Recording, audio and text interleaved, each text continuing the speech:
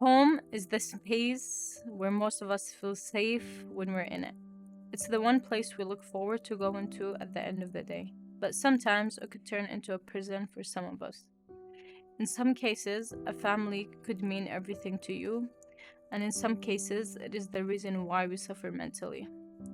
A lot of people get sexually abused by their family members or someone who they considered as a family member. Interfamilial sexual abuse involves forcing or seducing a young person or an adult into engaging in sexual activity. The victim may or may not be aware that this is an abusive behavior, and the sexual abuse act may or may not be followed by violence.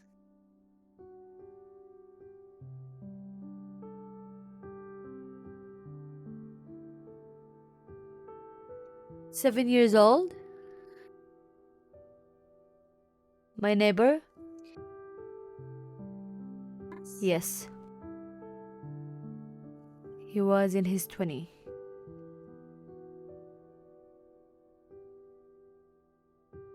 No, because I felt so scared and not safe to tell anybody about it.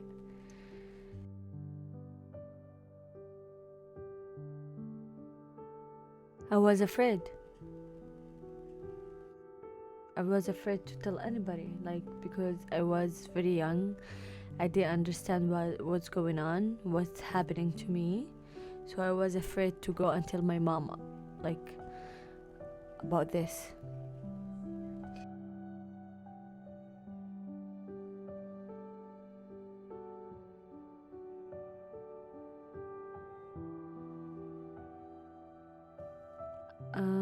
Around 20 years or more.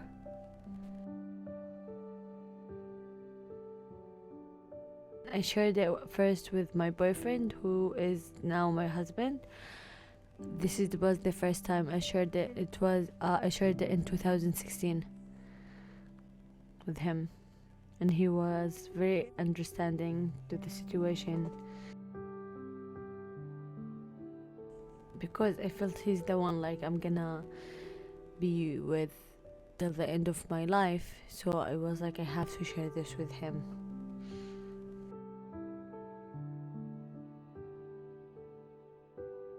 No, I did not seek any professional help because I didn't, as I told you before, I didn't understand what's going on to me, what happened to me, and that the reason why I did not tell my parents about it. And after years, I was just keep thinking about it, but still I did not have the encourage to go and tell anybody about it.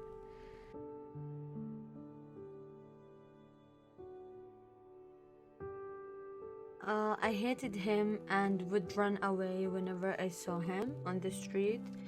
Before going to his house to visit his sister, I always made sure that he's not home.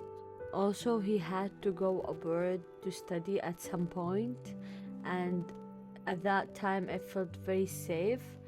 Also, I always hated man after what happened to me, so I always wanted to seek revenge.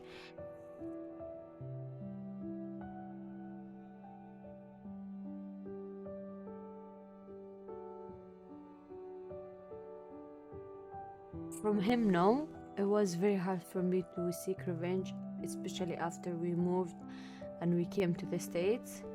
And after this, from other men, I tried to always revenge, but I always felt bad for them, but I did as much as I can.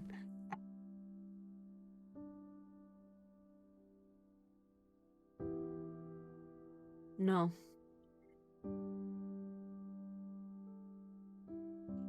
because I felt it's the time to share it and to educate other people, other girls about this situation, to share it with the parents who should know like what might happen to their children, and they will never know about it, and they should always go after their children life, educate them, tell them if something happened to you, if someone touched you, if someone tried to attack you physically, just like say it. That time my mom did not educate us about it, so I didn't know what happened to me.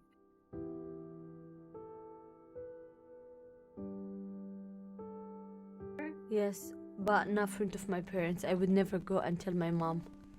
I would always feel like shy to talk about it, even though it's not my fault. But I would always feel that the young me, the kid who I was, is still there when I'm gonna talk to my mom. Yes, it did. It did leave a lot of stress issues. I don't trust men, and I always fight for women rights, especially women who was abused. Anyway, Yes, it did. It did made me stronger. I got mature at a young age. It also encouraged me to finish my education, fight for women's rights, and not get married at young age. I got married when I was about like 26 years old. Yes, it did.